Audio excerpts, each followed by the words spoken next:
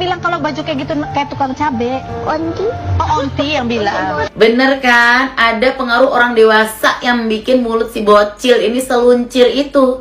Ya kan? Sekarang dia ngomongin culture style, ya gak sih? Kalau bajunya nggak culture berarti kayak tukang cabe.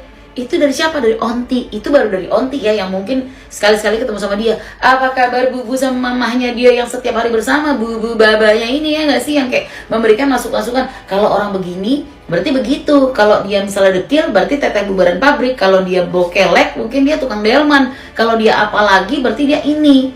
Itu anak kecil kan nggak mungkin tahu-tahuan sendiri kalau nggak ada yang ngasih masukan, ya nggak sih? Dan itu orang-orang yang dia percayai, baba, bubu, ontinya, ya nggak sih? Kayak kalau aku sih menyadari ya, kadang-kadang kita sebagai orang tua ya, namanya anak kecil tuh kadang-kadang kalau ngomong emang nggak bisa direm gitu ya. Kayak aku dulu pernah ya ke rumah temennya suamiku, terus emang orangnya tuh kayak berantakan gitu. Terus anakku ini dengan nyeplosnya gini, dia ngomong ke aku, "Mah, om itu kayak nggak pernah mandi ya," tapi ngomongnya ke aku gitu. Terus aku, nggak boleh ngomong kayak gitu, pantang, nggak sopan.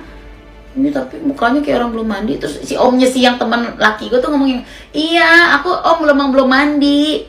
Terus oh gitu. Tapi sebatas itu kita aja udah yang kayak shh, gak boleh ngomong gitu.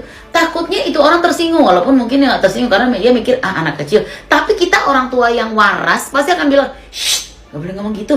Pasti begitu kan, kita nggak yang om itu belum mandi itu kita gitu ketawa-tawa dia ngatain orang, kayak nggak normalnya gitu nggak sih? Apa cuma aku doang? Apa aku maksudnya juga belum sempurna ya, kita juga kadang-kadang masih ngetawain orang, tapi nggak kita biarkan anak kita berkomentar itu dan kita yang iya lucu gitu.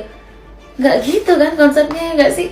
Kayak ini orang mau dikemanain sih? Maksudnya kita tahu banget ternyata emang bener-bener ini anak dijadiin aset sama orang tuanya. Sampai dari kecil diajarin soal menikah lah, tentang ngomongin cari jodoh lah, terus juga ngomongin inflasi keuangan, perekonomian. Apa sih nih orang mau dijadiin apa gini anaknya? Kayak bener-bener mau dijadiin aset banget, cari duit banget itu dari anaknya. Kayak nggak masalah sih sebenarnya kalau orang tua mau menjadikan anaknya aset kalau emang anaknya berprestasi, tapi nggak kayak gini bro gitu loh, kata sastra silalahi, nggak sih? Nggak lo arahin anak lo jadi akhirnya ujung-ujungnya jadi bulian orang, nanti bakal jadi track record dia. Apa kabar ntar udah dewasa kalau dia punya dendam sendiri yang kayak ya Allah orang tua gue gitu banget sih, bikin gue tuh sampai dibenci satu Indonesia gara-gara ulah mereka.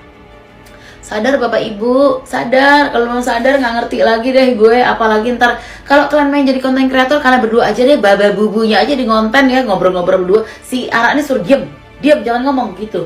Bisa nggak? Coba tolong komen. Ada yang gregetan juga. Aku masih gregetan nih sampai sekarang.